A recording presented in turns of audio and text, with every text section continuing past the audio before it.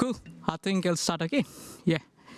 So, good morning and welcome to all the wonderful participants who have gathered today. This is day one of the Internet Governance Forum released from Norway. And a session today titled Modern Warfare, Timeless Emblems will uncover the progress as well as the prospects of the Digital Emblem Initiative that aims to create a universally recognized symbol for protecting digital infrastructure during armed conflicts. We have two wonderful speakers here today to discuss this topic. Samit Diekuna, the legal advisor of the International Committee on Red Cross, and Chelsea Smithers, the Director for Digital Diplomacy at Microsoft. As to introduce myself, I'm Tejas Bharadwaj, Senior Research Analyst at Carnegie Endowment for International Peace, India, and I'll be moderating this interesting session. A quick note for our participants on the session's format and some housekeeping rules. The session will start with a 20-minute keynote by Samit, who will offer you the nitty-gritty about the Digital Emblem project. This will be followed by a 35-minute moderated panel discussion where Samit, Chelsea, and I will explore different aspects of the Digital Emblem Initiative, covering its concepts, the aspects of inclusivity and scale, challenges involving its implementation, its associated risks, and also what to look ahead. Finally, in the end, we'll open the floor for some questions for about 15 minutes. For the online participants streaming in, add your questions in the chat box. And for those present here, please feel free to raise your hands. Without much ado, I'll open the floor to Samit. Hi, Samit. Please start. Yeah. Tejas, thank you so much for that wonderful introduction. Good morning, everyone. Thank you to the IGF for hosting us for this very important topic, and thank you to all of you. I know there's some really interesting workshops going on at the same time, so thank you so much for making the time for this one. As Tejas mentioned, my name is Samit Diekuna. I am a legal advisor at the International Committee of the Red Cross, or the ICRC.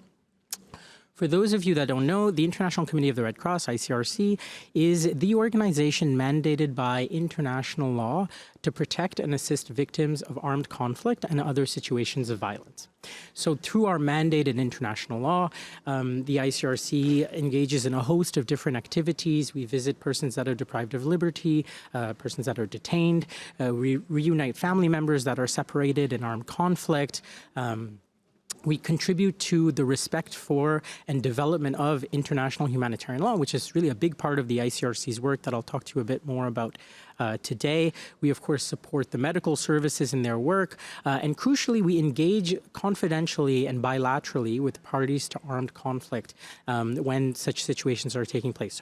So states, when they're parties to armed conflict, and also non-state parties, what you might refer to as armed groups, are also a key interlocutor for the ICRC. And so in that role, we're often referred to as the guardians of international humanitarian law, or the guardians of the law of war. And it's in that position that the ICRC is sort of well-positioned to say, along with a growing number of states and other stakeholders, that today digital technologies are really shaping the contours of modern conflict.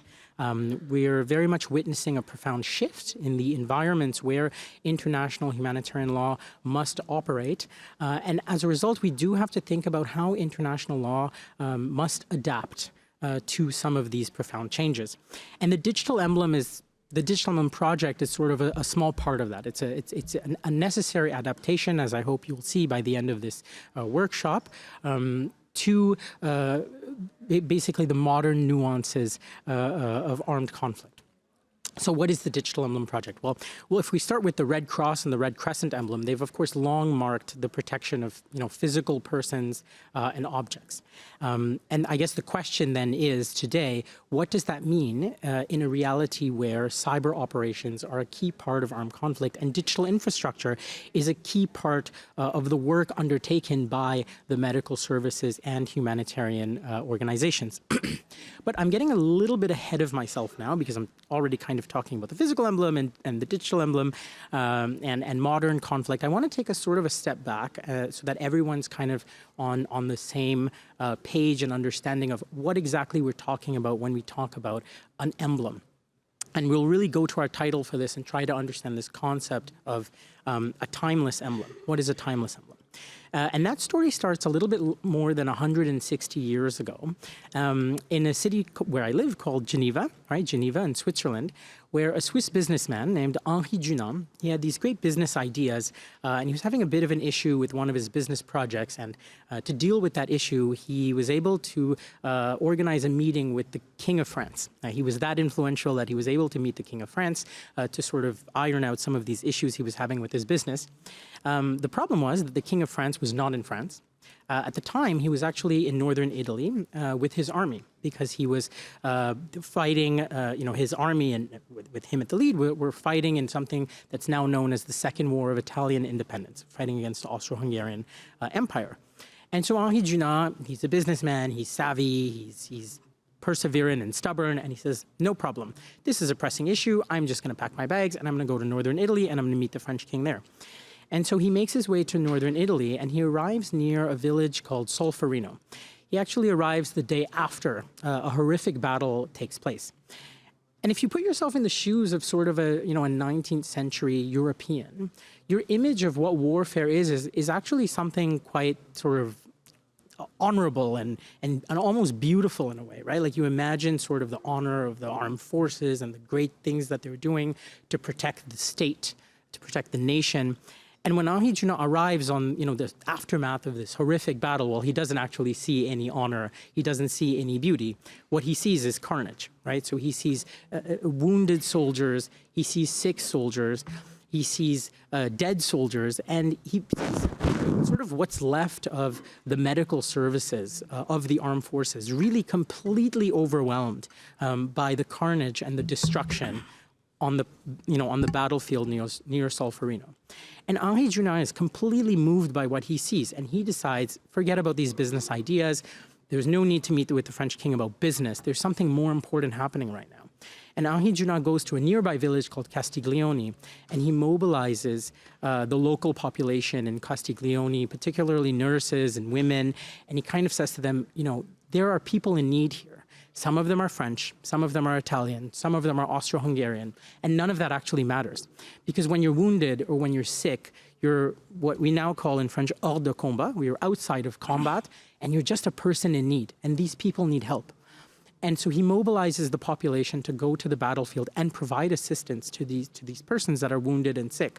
Eventually, he does meet with the French king, decides not to talk about his business ideas at all, and instead what he does is he convinces the French king to release some of the doctors of the Austro-Hungarian Empire that had of the army of the Austro-Hungarian Empire that had actually been detained, and he convinces them to release those doctors to provide even more assistance to the wounded and the sick. So it was just a complete paradigm shift for Henri Dunant that really reflected throughout the rest of his life, because he returns back to Geneva and he writes a book. And he writes a book, and it's called Un souvenir de Solferino, so a memory of Solferino. And in his book, he talks about the suffering that he saw on the battlefield, and he basically proposes two sort of key paths forward.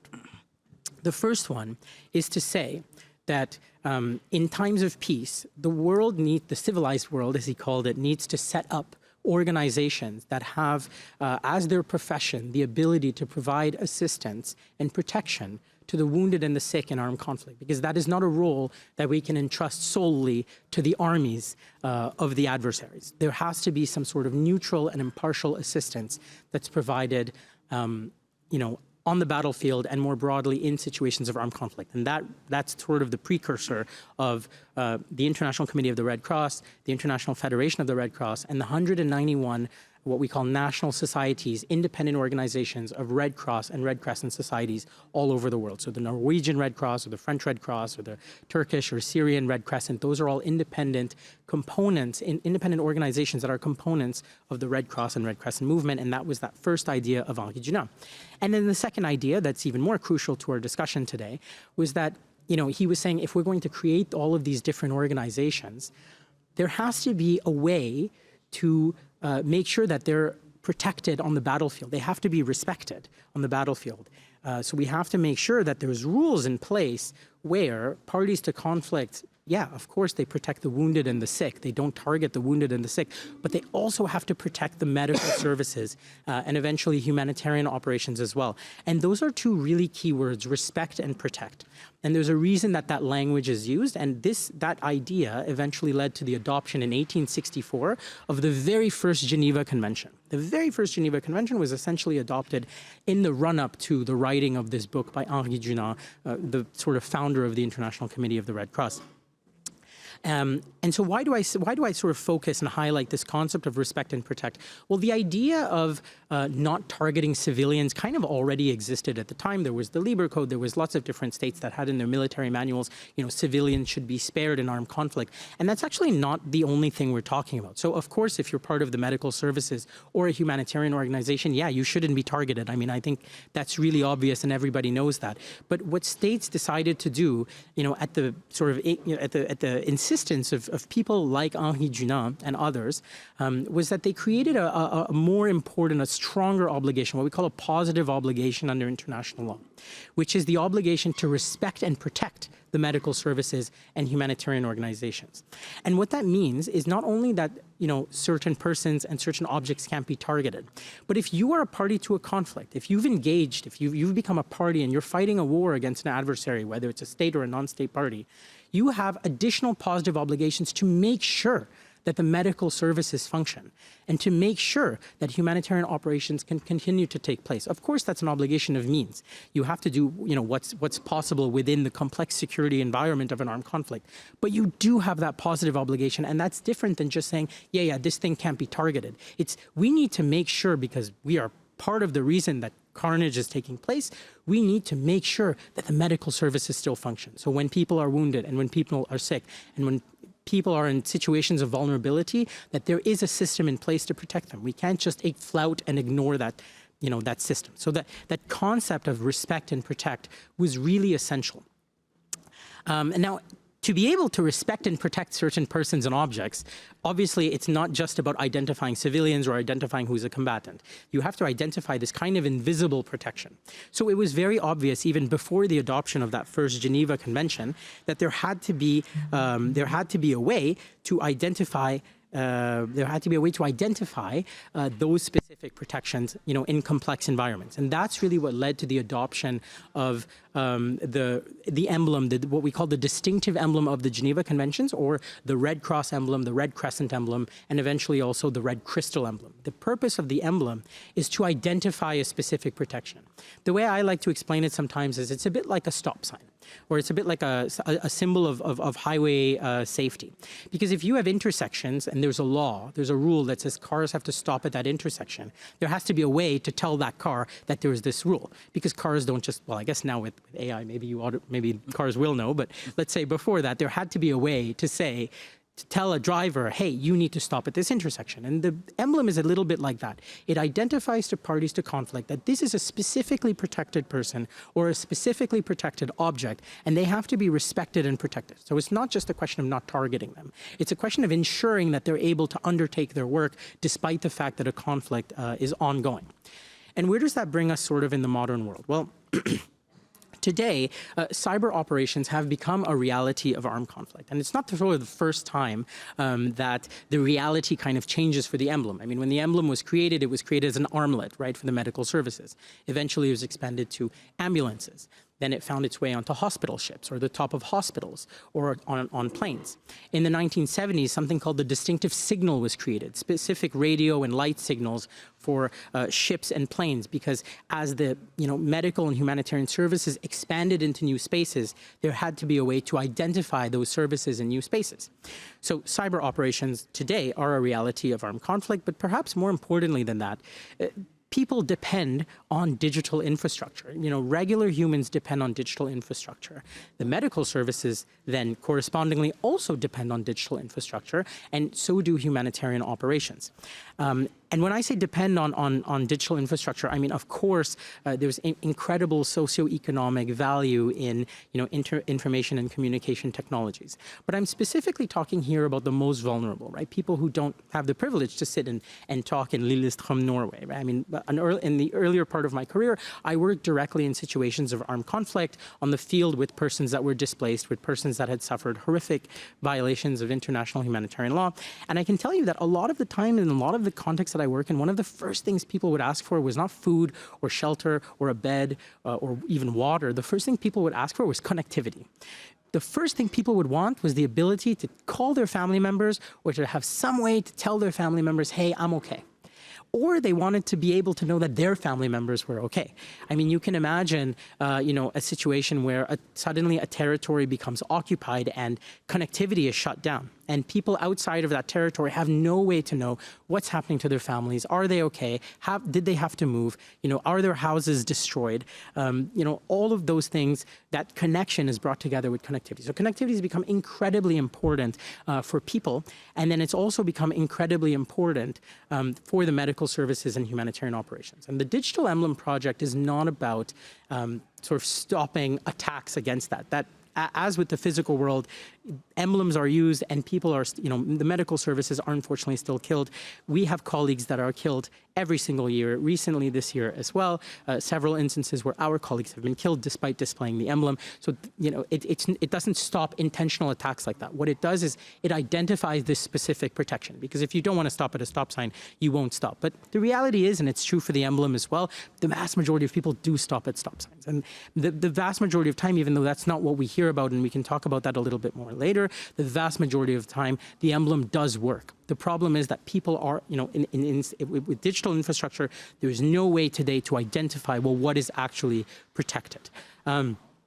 So the idea with the digital emblem is not to replace the physical emblem. The physical emblem exists, and as I've just said, it works, and we can certainly talk a little bit more about that and the nuances of that, but the physical emblem works. So there's no desire to have a digital emblem that identifies what's physical, because that already exists. If new technologies of warfare are developed, they have to be developed in a way that they can continue to respect the physical emblem. And there's not going to be a new emblem that's created to sort of cater to new technologies of warfare. That's not at all what the project is about. Rather, the project is about accepting the fact that digital infrastructure has become a key part of our work. It's become a key part of the work of the medical services. And so there has to be a way to identify that digital infrastructure. That doesn't exist yet. There's no way to identify that digital infrastructure today. So that's really sort of the key drive for this project. Now, after significant consultations with states, with the private sector, and within the Red Cross and Red Crescent movement, in spring of last year, and with really the great help of Microsoft and Chelsea, who you'll hear from really shortly, we brought the Digital Emblem project to the Internet Engineering Task Force, which surely a lot of you already know. Where the work on standards on a digital emblem will begin very soon. So a working group has been established. The very first working group meeting will be in July of this year, so in a few weeks. And of course, the ICRC is actively engaged in those discussions. I'll just say a few words on some of the technical requirements without going over time. So just a couple more minutes on what we look for in terms of, what are the needs for a digital emblem. And I'll just preface this by saying, I mentioned at the beginning, I'm a legal advisor. I'm not a technical person. Don't worry, we do have a technical lead on the project. I'm the legal and policy lead. So I'll really talk about this in sort of non-technical terms, but surely Chelsea can develop on this a little bit. So really when, through those consultations that we've had with really a broad range of stakeholders, what we've identified is that the digital emblem should reflect as closely as possible the way the physical emblem works. And what do I mean by that? Well, first of all, the digital emblem needs to be decentralized. So with the physical emblem, all parties to conflict can use the emblem and they don't have to ask for permission. So if a state has identified within its own structure, the medical services or a medical unit or a medical transport, then it applies the emblem. If it wants to, it applies the emblem then to that unit or to that structure, to that object, and it doesn't seek permission. And that's also true for non-state parties to conflict. If they have medical services, they can, of course, also use the emblem. They don't seek permission from anyone. There's no centralized body that determines, yes, you can use the emblem or you can't use the emblem. That is not the role of the ICRC. We use the emblem, but for our own infrastructure. We don't police anyone else using the emblem. And so that's also going to be true. That has to be true with the digital emblem, that it can't be a sort of centralized body that says, yes, you can use the emblem here and you can't use it here. And we've determined that this is protected and this is not. That's for parties to conflict to determine. And then after, there are rules on misuse and there are obligations to suppress misuse, and potentially certain misuses of the emblem might be a war crime. So there's different structures in place if the emblem is misused, but ultimately it is decentralized in its use. Next is something that we call covert inspection. It's not my favorite term because it sounds a lot more complicated than what it really is. The idea is, at least for me, the idea is that if you have, for example, a physical emblem on the roof of a hospital, and you have a reconnaissance mission by an adversary, by a party to a conflict that wants to verify certain targets, and it spots the emblem on the roof of a building. Then it knows that this building is protected by international humanitarian law as a specific protection under IHL, so it can attack the building. It also can't destroy access to that building. That's part of that notion of respect and protect. It's not just about not targeting that thing, it's about making sure that that thing continues to function despite your military operations. However, it doesn't inform the adversary that, oh, someone has actually looked at the emblem, right? It doesn't, because sometimes it might be the medical services of the armed forces. And so an adversary would not want to tell, the enemy, let's say, yes, we are checking on whether you have an emblem or not, because that might then alert the adversary that an attack is incoming. And so basically the digital emblem needs to function the same way. It needs to be, it can't tell the adversary that it's being looked at. That's the notion of covert inspection.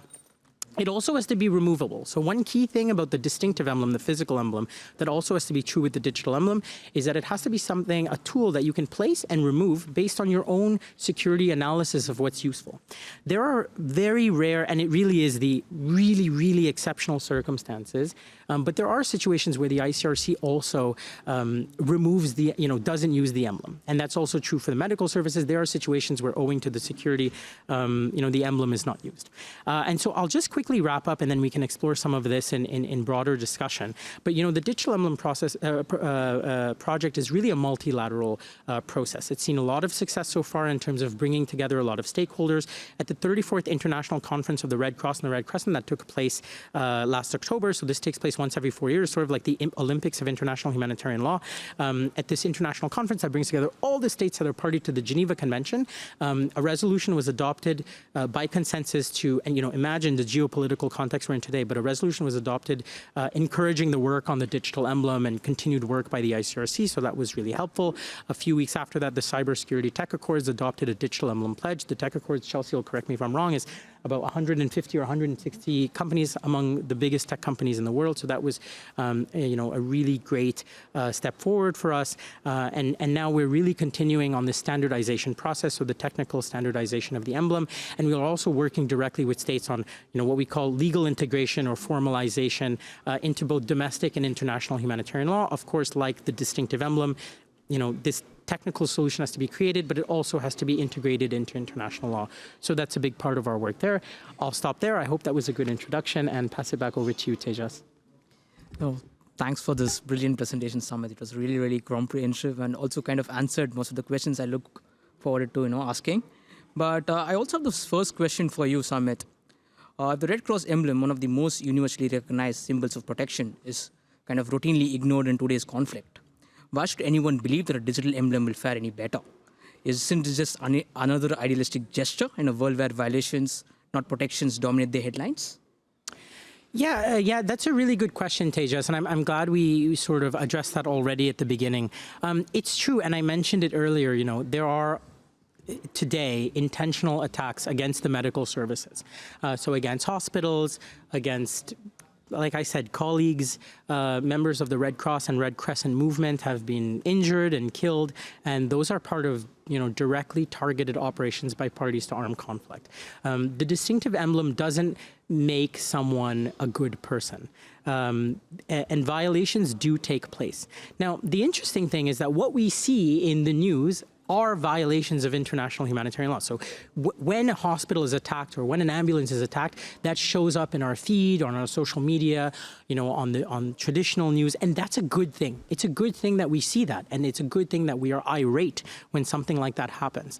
But it's important to remember that the vast majority of the time, the emblem is respected. Okay, so that is certainly the experience. That's my personal experience. That's the experience of our colleagues. That's the experience of the last 160 years. That the emblem does in fact work the vast majority of the time. And when the emblem is not respected and it's targeted, we hear about it. And that is a violation of international humanitarian law. This is a war crime. Directly targeting the medical services or a humanitarian operation is a war crime. And so it's good that that's heard about. But that should not take away from this incredible success story of the distinctive emblem, because it was able to make tangible this really specific idea, this protection that was created 160 years ago. And so, there has to be that balance there. Now, I can tell you, again, from personal experience, there are a lot of places where the ICRC wouldn't be able to go if it wasn't for the emblem. I mean, we work in active hostility zones. So if I didn't have a means to physically put the emblem on myself, there are places that I would not go for fear of being targeted, because you don't know, there's no way to identify yourself as specifically protected. And today we're hearing something very similar from parties to conflict, that, they engage in cyber, we have this confidential bilateral dialogue, and what we understand is that they engage in cyber operations, but they don't always know whether the digital infrastructure that potentially they're entering or they're targeting might not have a component of it that's, medical in nature or humanitarian in nature and needs to be protected. And so that's really, the emblem is ultimately a tool. It's not going to stop anything. It doesn't replace passive security measures. It's not an antivirus. It's a tool for identifying that specific protection and removing the plausible deniability. Because if you target a truck and it doesn't have an emblem, it's easier to say, well, we didn't know that it was carrying medical supplies. But if it's displaying the emblem, that plausible deniability is gone. So that's quite a crucial part of the project. Perfect. So, Chelsea, the next question is for you. Of course, Summit is working in international humanitarian organization, but as we know, Microsoft is a private company, right? Why does or should Microsoft care about the digital emblem? What does it take for a tech company in a conversation that's rooted in international humanitarian law? That's a great question, Tejas. So I think I'll start with Microsoft. We operate in over 190 countries and support more than a billion customers worldwide, including governments, hospitals, and humanitarian organizations. And so when we pause to think about those numbers, right, as one of the world's largest digital infrastructure providers, we have a responsibility to ensure that our platforms and services uphold international humanitarian law. It's not just a legal or symbolic gesture, right? This tool is actually a practical tool that we can apply to the digital domain, which is sorely needed, especially in today's modern warfare environment.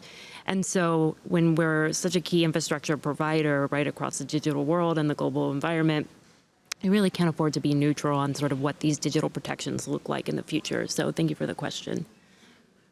No, perfect. I mean, this kind of segues into an important area that I wanted to tackle. It's more about promoting inclusivity and scale. And Summit kind of laid here the multilateral process that's kind of happening in standards and also in terms of getting political commitments. And in terms of, the progress, what more needs to be, what more needs to happen between these two communities? You have a community from the International Humanitarian Organization, you have tech companies. How can we make this digital emblem a global reality, right? What needs to move? Yeah. Chelsea, you can start first. Yeah, so we have over 200 data centers in more than 60 regions around the globe. And I'm using these numbers because they provide very concrete examples of how we can scale this project beyond just Microsoft as a company, right? And so if we pause to think about that for a moment, if even 10 of the top 20 tech firms adopt the emblem, we could protect the digital lifelines for over 1 billion people in conflict. And that's a remarkable number when we talk about scale. And so if we can get global adoption across our private sector and tech industry, I think we could really look towards a really successful implementation of this work. And that has really practical, positive income and impacts for those on the ground. And so, for us, I think there's a couple of maybe near-term sort of industry players that we'd really like to see adopt this, right? I think one is sort of the cybersecurity vendor environment, where that would be really helpful because we also kind of understand in this community what are the security and the legal controls that we would need to do for a digital emblem. I think secondly, like cloud providers would be a really great way to scale this work broader too, as we think about those numbers. So 10 and 20 global providers, that's over 1 billion customers and citizens around the world that could be protected by these entities. So that's sort of what I see, at least on the Microsoft perspective, as really the next step to scale this project beyond just a couple of core companies, a couple of core nonprofits, and a couple of international organizations around the globe. No, that's interesting. So we definitely need tech companies to be involved in this. Samit, from a legal and diplomatic standpoint, you do need commitments from the governments here, right? So what is ICRC looking to do, and how can we kind of make this legally kind of, a binding kind of initiative? Is there progress there? Yeah, you're absolutely right. And I think you hit the nail on the head, Chelsea, when you said sort of global adoption. And that's also true for sort of in the diplomatic world as well. I mean, one of the key things for us is making sure that, the emblem, in addition to being technically robust, is something that's adopted by all states that are party to the Geneva Convention. So we're talking about 196 states. That would sort of be the ideal. That's what we're going to work towards. Because, I've already kind of hinted at it, earlier, there are issues related to misuse of the emblem, to who can use the emblem, to how it's used, that simply have to be integrated into international law, because there need to be these common understandings of what the digital emblem is and how it's respected and what happens when it's not respected. That system needs to be in place, and that's going to be in place through adoption under international humanitarian law. So there's various, different strategies or means of incorporation into IHL that we've been discussing with states. We have an annual meeting with states to sort of update them on the technical development, and then also move this conversation forward on integration into international law. So one possible solution is amending the annex. So there's a technical annex of additional protocol 1. So I didn't talk about this, but there's 4 Geneva Conventions and then 3 additional protocols to the conventions. The first additional protocol has a technical annex already, and that annex can be modified. And so one solution is to modify the annex. Not all states are parties. So all states are parties to the Geneva Conventions, but not all states are parties to the additional protocol. So there need to be some sort of also subsidiary means of ensuring that states that are not party to additional protocol 1 can then still be included in this process. But that's one solution. Another solution would be to have a new protocol. So the latest protocol, that third protocol of the Geneva Conventions, was adopted in 2005. It created the red crystal emblem, which is also a distinctive emblem now of the Geneva Conventions, which is why I mentioned the red cross, the red crescent, and the red crystal. So that another solution is to have a 4th protocol, so an entirely new diplomatic process specifically on the digital emblem. And then there's also other possible solutions, sort of more ad hoc solutions, like what we call a unilateral declarations or others, to ensure that that states do make the digital emblem part of their sort of international legal obligations. Then there's also, I've talked about international law, but it also has to be integrated into domestic systems. So, the Geneva Conventions are also integrated into domestic law and all the states that are party to Geneva Conventions. And that work is also, a lot of that work is assisted by national societies. And so it was, of course, from the beginning important that national societies be on board with the project. There's the Australian Red Cross that's taking the lead on sort of working with the different national societies all over the world to be sure that they're mobilized, that once a technical solution is ready, that this solution can also be integrated into domestic law, because that's not an expertise that comes from Geneva or elsewhere. I mean, that's an expertise that comes from each individual country, and that's kind of the work of the national societies to integrate. So you need technical protocols as well as legal protocols to make this possible. Chelsea, how are you looking to kind of embed this digital emblem into products and digital infrastructure of countries? Yeah, so if we think about the digital emblem as a digital version of a Red Cross symbol, and this is ultimately what we're talking about, right? Instead of being painted on a hospital roof, it's embedded in the internet infrastructure, let's say like a hospital's network, so that we know that it should be protected during armed conflict. To make this work, we really need a way to, in sort of layman's terms, mark these systems online, right? And so There's three technical options that are currently on the table right now. One is what we call DNS entry. So if this is very much a way of like, how do you flag on your website's address that this is a protected entity or system during conflict? The second way we're thinking about doing this as a community, not just Microsoft, right, is digital certificates. So think of these as like passports for websites. So this sort of certifies a certain identification that says, hey, this is a protected entity and provides a certain level of validity for that work. And then the third sort of way we're considering as a group to mark these systems is what we call metadata tags. So these are essentially like labels that are behind the scenes on digital files, right, that can really sort of be flexible. You can apply certain sort of parameters to these things. And so these are sort of the three, I would say, technical solutions that are on the table to date. And then I think when we think about, to answer your question on, so what's the challenges around these technical solutions that we're considering as an industry? One, is it secure enough to prevent misuse? So is somebody pretending to be a protected entity or not, right? This is a very real risk, technical and legal, that we need to really consider as we think about these technical solutions being deployed. I think the second thing I'll say in terms of challenges is, and maybe this is even the more important, right, is it simple enough for humanitarian organizations in developing countries to use? And we really need to think about the lowest common denominator in this. And if it's got to require a ton of money and a lot of technical resources, we're not really achieving our goal, right, as what we're trying to move for the digital emblem. And so I think that's a second sort of technical / legal and sort of civil society risk. And then I think third, and this is very true to somebody like myself who's been very involved in sort of technical projects and policy for cyber for many years, is how do you standardize it, right, so that everyone from governments to tech companies to NGOs or nonprofits can both identify it, deploy it, and respect it. And so those are three sort of challenges that are both technical, legal, and sort of civil in terms of like what challenges we need to overcome with. So. Right. Samit, do you have any comments on this? Yeah, no, that was a good point about, that the lowest common denominator. The interesting thing about the physical emblem is that, there's a lot of discussion among people who are very passionate about IHL and particularly the emblem about how, where did the idea of having a red emblem come about? If you read the Geneva Convention, Article 38 of the first Geneva Convention essentially says it's an ode to Switzerland. So it's basically an inversion of the flag.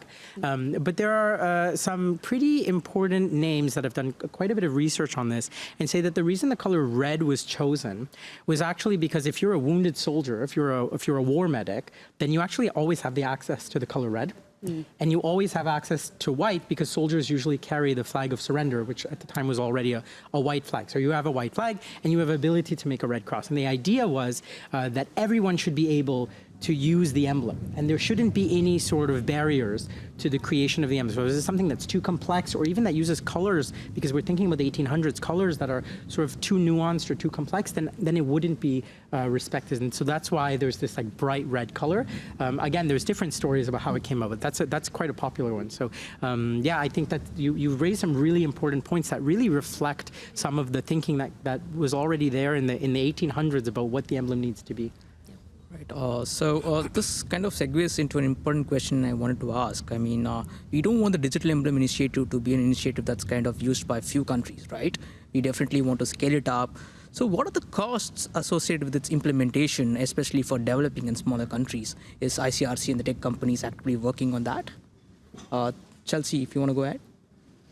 Yeah, so I think there's probably two maybe primary risks that we would associate with the implementation challenges and hurdles there. I think one is how do you sort of minimize the increased exposure to protected entities? So if you are marking medical and humanitarian digital infrastructure, could you inadvertently make them more exposed to malicious actors? And I think Samit sort of talked about this in the introduction, and this is actually a question that I have personally grappled with on this project, working with this for like the last year and a half is, so what do we want to achieve here, right? And I think the acknowledgement that it's what you hear in the news, it's actually what you don't hear in the news, that is a massive accomplishment in this task is something that we're really aiming for here. And it's a really helpful, I think, reframing and perspective of the significance of the impact that this product could actually have in the digital infrastructure world. So I think that's one. I think, two, another risk that we've got to think about in terms of hurdles to overcome and costs is, how do you mitigate the misuse or the abuse of a digital emblem? And I think this is some challenging. There's both legal and technical legitimate concerns in this domain. ultimately what we're trying to do, and we're doing this through the IETF, so the Internet Engineering Task Force, is how do you make a standard that is verifiable, revocable, and auditable? And this is very true in many cybersecurity domains, but these are three sort of core competencies that you want a standard to have, and that can help really sort of scale it and mitigate that misuse. So great question to ask. I don't know if Samit, you have sort of thoughts too. I think that was a great answer. I mean, I think, you know, on there are these two sides, as you've mentioned. So on the question of sort of increased exposure, you know, this has been, since the beginning of the project, really a big part of our conversation with different stakeholders, including sort of cyber actors. And what we understand is that a lot of times cyber actors don't know, you know, whether certain infrastructure is protected. But if they are looking for, you know, certain critical infrastructure, tools already exist today that are quite effective in finding them. So, you know, we moved forward much more quickly on this project when we, you know, understood that that risk to exposure, it exists, but it's not very high. And the way to sort of mitigate that is through these technical discussions that take place at the IETF and elsewhere to indeed make sure that that risk is minimized as much as possible. And as I mentioned, the emblem is always revocable, right? So if at any time there's an entity that thinks that the use of the emblem poses more risks than benefits, then it can be removed, right? Because as I mentioned, it doesn't replace, you know, other cybersecurity tools. It's not an antivirus, it's not a firewall. It identifies something as specifically protected, and in that sense, it's a tool, and it doesn't replace, you know, those other mechanisms. And then, you know, on the question of misuse, I mean, this is why, you know, of course, integration in international humanitarian law is so important. You know, as I said, a lot, you know, what we don't see, the violations that we don't hear about, or that rather the violations that don't take place, that's really the key for us, right? Because when we talk about, you know, something that's been attacked and now a sort of a criminal justice process that takes place after, or, you know, we hear about it in the news, or there's this frustration, or there's, you know, that, as I said, that's really important, but that's already a step too far, because what we want is for those attacks not to take place. And when, you know, discussions of the distinctive emblem took place 160 years ago, there was already this discussion of, you know, what if the emblem is misused? What's going to happen, you know, if it starts being used on tanks and on all kinds of, you know, other things that are not, you know, specifically protected? That concern was already there. But systems were put in place, like the work of the ICRC, the confidential bilateral dialogue, you know, the fact that parties to conflict have to be trained in international humanitarian law, that, you know, you work directly with the armed forces. I mean, we're talking about real people, right? Like sometimes we talk about rules that apply to states, and we kind of forget the fact that there's people behind that. And there are ways to, you know, speak to the military and speak to states and try to understand why violations are taking place or might take place, and put an end to those violations, oftentimes, you know, before they cause any harm. That's the big success of the emblem and international humanitarian law in general, is really that. It's those benefits that you don't actually see. Right. Perfect. So this has been a really insightful discussion, you know. Looking ahead, you know, just to quickly wrap up, what would success look like for this digital emblem project? I think a lot of efforts has gone from international humanitarian organizations, from tech companies, you know. So what are we looking at in the future for this wonderful initiative? Yeah. Samit, you can? Yeah. Sure. Yeah, I mean, I think we've talked about some of them. So we've talked about technical, you know, standardization. We talk about, you know, industry adoption. We've talked about legal integration, and those things are really all quite important. Maybe one thing I would add to that is that the digital emblem requires trust. I talked about the big success about, you know, with the physical emblem, the red cross, crescent, and crystal. The reason the emblem works so well is the system of trust that exists. You know, the medical services and humanitarian organizations, certain humanitarian organizations, can trust that if they use the emblem, it's respected. The parties to armed conflict can, the vast majority of the time, see an emblem and trust that that entity, whatever they're looking at, personnel or object, they can trust that that is in fact a protected entity. And as new stakeholders join this process, like technology companies can also trust that the emblem is something that works and that's respected. And so that's a big, you know, key to this project. If it's going to be successful, it has to reflect, it has to mimic what's happened with the physical emblem, which is that it has to be a symbol of trust. Chelsea, any final remarks? Yeah, so I think I'll say when I think about success for the digital emblem, right, it's not any one single milestone. I think it's probably a layered approach across multiple dimensions. We've mentioned this a couple times, right? So technical standardization, legal recognition, and then finally, what's that multi-stakeholder global adoption? And so, Simi, you mentioned trust, and I think that underpins any and all things that I sort of say in the next sort of segment. But, again, I'm focused more on sort of the technical capabilities and implementations here from the Microsoft side. I think one, let's go back to technical standardization. I would say as a cohort, we've made significant progress here already. So in July at IETF, so the Internet Engineering Task Force, they're already going to be launching a working group that will be sort of developing verifiable, interoperable, and a secure standard, right, across the engineering standards bodies. Second, the legal recognition, right? This is something where we've been able to work with closely the ICRC and our other sort of nonprofit civil society partners to really understand what are the international sort of legal problems and challenges that we as like a company will need to actually incorporate in this. And this is not our domain expertise, right? And so making sure that we're supporting from a technical and operations perspective, but then working to sort of move towards that international humanitarian law piece has been really essential and critical. And that's not something we could have done without the ICRC. And then I think finally, and probably maybe most importantly, is that widespread adoption and deployment of the digital emblem, right? So, the last 12 months to date, it's been a very heavily sort of core exercise, at least with Microsoft and some smaller industry players. You mentioned the Cybersecurity Tech Accord, which is a large sort of industry body committed to cybersecurity norms of over 160 members. And so I think how do we take this emblem and then move it into sort of a global norm would be a very powerful and significant next step for this work. So thank you. Yeah, perfect. I think we just have around 15 minutes. So I'll open the floor for some questions from the audience. So we also have some online questions, but if the audience here, if they have any questions, please feel free to raise your hand. I will identify you and, yeah, please.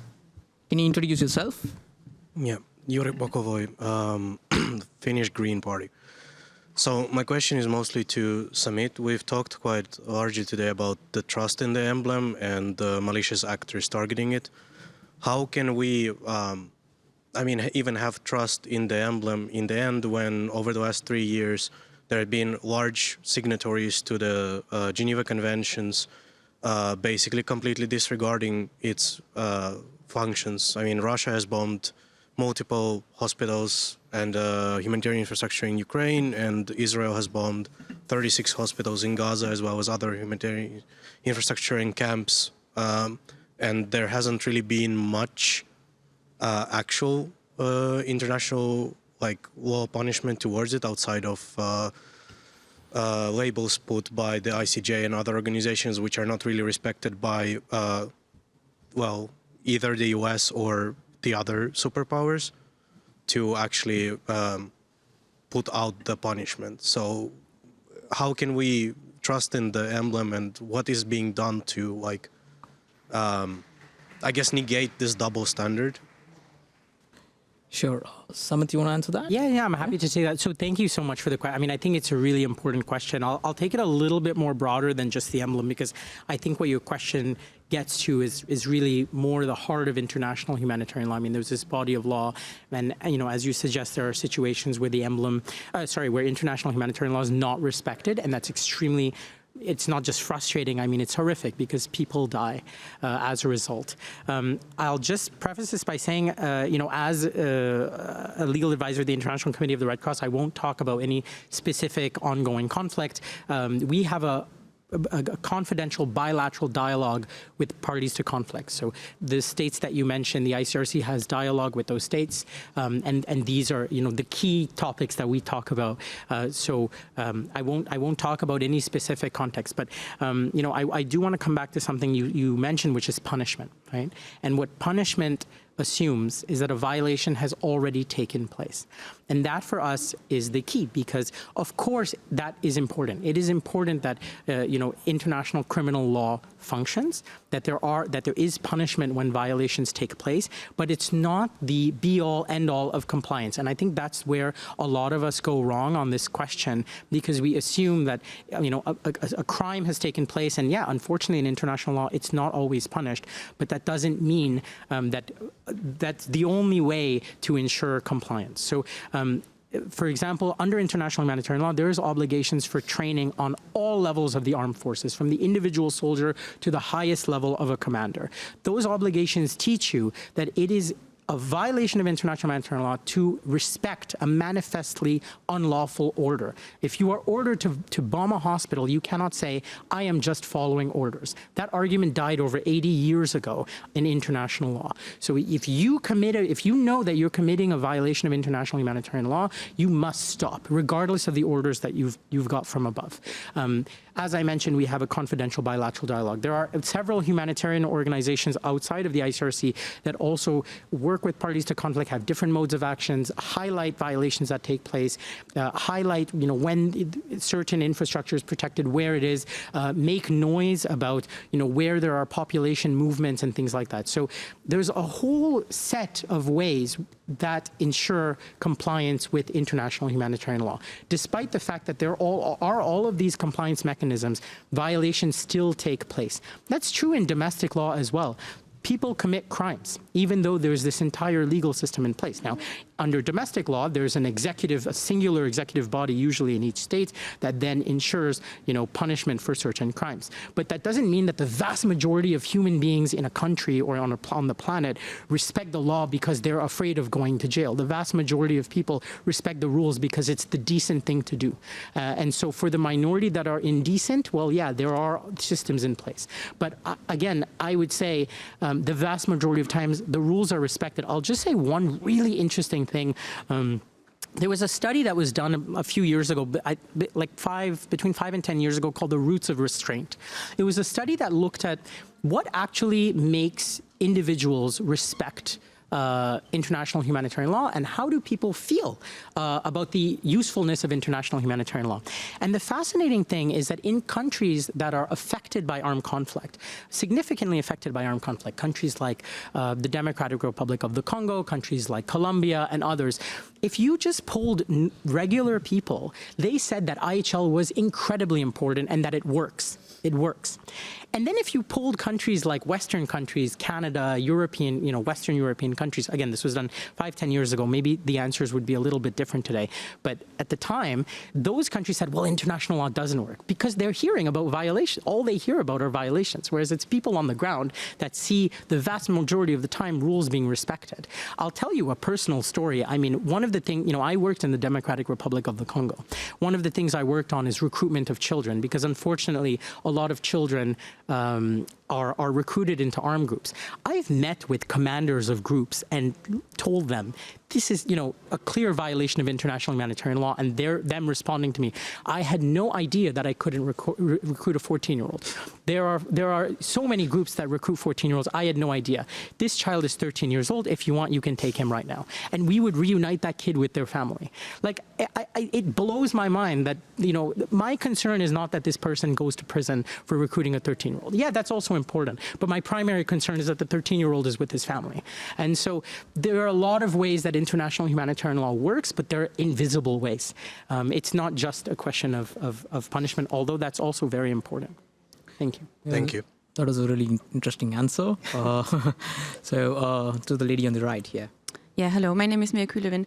I'm also working in the Internet Engineering Task Force on transport protocols, so I'm very well aware of the work there. And thank you for this presentation. It was very informative and comprehensive, so really enjoyed that.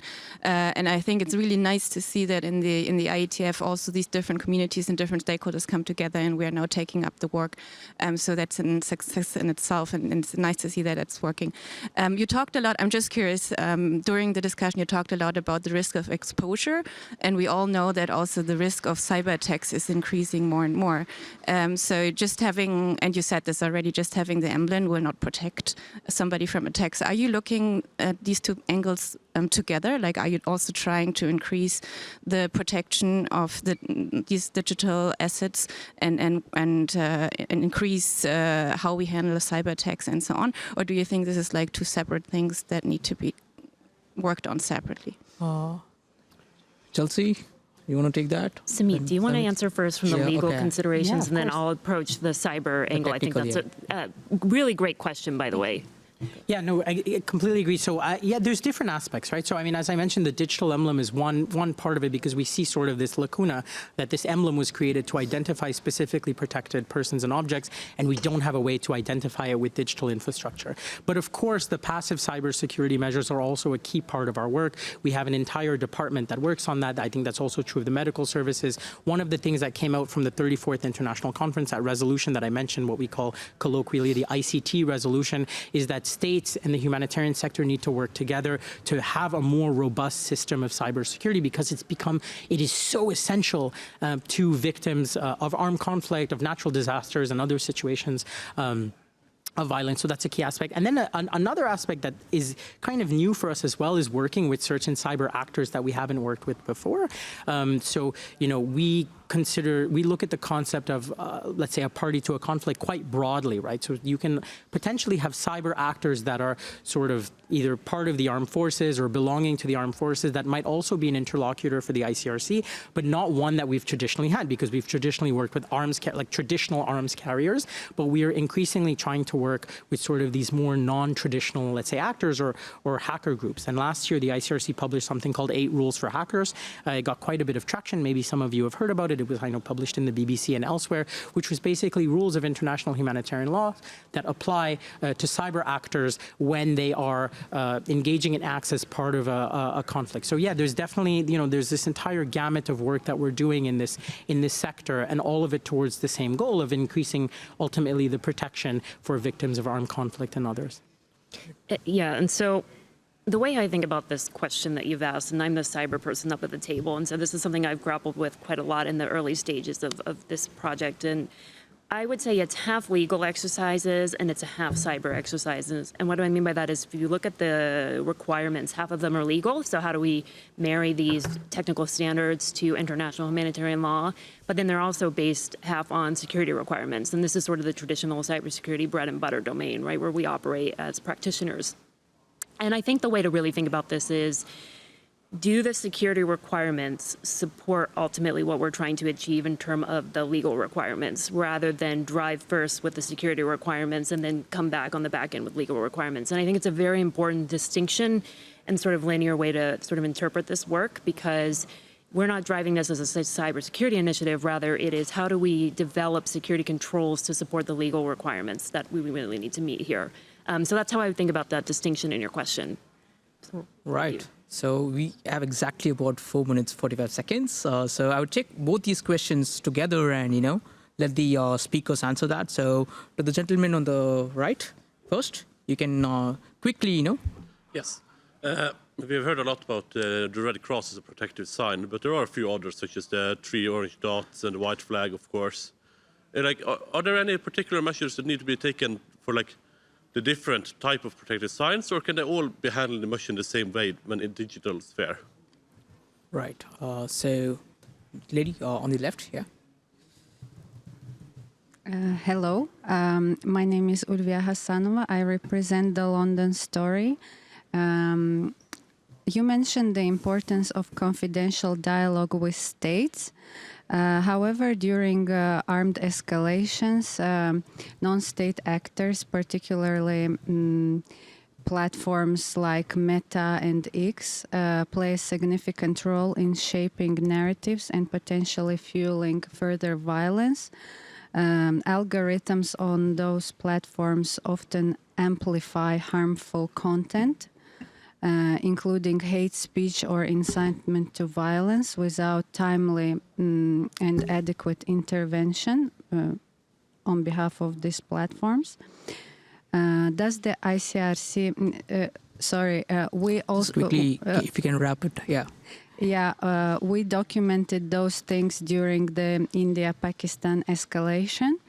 And my question is, does the ICRC engage in confidential dialogue with those companies during times of conflict? And if so, how do you ensure that their algorithmic amplification does not exacerbate the humanitarian catastrophe? Right. So, Samit, if you can go ahead, and then Chelsea can follow, I guess. Sure. Yeah. Thank you so much for the questions. So great question about the different emblems. So, when we started our work, of course, we started on the Red Cross, Crescent, and Crystal. And in the interest of time, I've kind of kept the conversation to that. But you're right that there's other IHL emblems that exist and also part of our work. So even though we're leading this on the Red Cross, Crescent, Crystal, there's, of course, as you mentioned, the 3 orange dots, with the 3 orange circles, rather, which are the dangerous forces emblem. So it represents dangerous forces. If it's attacked, it would release, certain, what we call dangerous forces, essentially, that would, cause significant harm to the civilian population. So nuclear generating facilities, dams, and dikes. So that's one emblem. There's another emblem for civil defense, which is a similar emblem. Like maybe some of you have heard of the white helmets in Syria and elsewhere. I mean, there's civil defense now in the different conflicts that you see around the world that provide certain services, in the event of an armed conflict. They also have a specific protection under international humanitarian law, and they have an emblem. And then there's also, what's colloquially known as the Blue Shield emblem, or the emblem of UNESCO, the cultural property emblem, which is also an emblem that identifies cultural property and also has a different, special protection under international humanitarian law. The key is that the protections are different for each of the emblems. They're not exactly the same protection. And of course, they're not for the same thing. So we do have to think about what that means. We've been working quite a bit with UNESCO and what's an organization called Blue Shield International. They also participate in the IETF discussion, so they also bring that in to the conversation. So that's quite key. Yes, we have thought about the different emblems. On harmful on the question of working with tech companies, yeah, I mean, we try to have a dialogue with everyone. When we have a dialogue, it is a confidential dialogue. We're really happy to provide assistance, particularly in navigating international humanitarian law, which I know can become quite complex. So we do talk about that. The thing about IHL is it actually doesn't turn on whether information is true or not necessarily. We have a notion called harmful information, where the certain spread of information violates IHL. And so, of course, that's part of our dialogue as well. Chelsea, quickly to wrap up. I'll just say it's been a pleasure being here and presenting on IGF with my partners, Samit and Tejas. Thank you for joining us today, and just really encourage others in the industry and civil society to get involved in this work.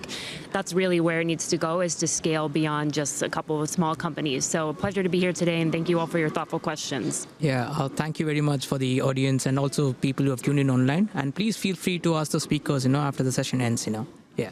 Thank you so much.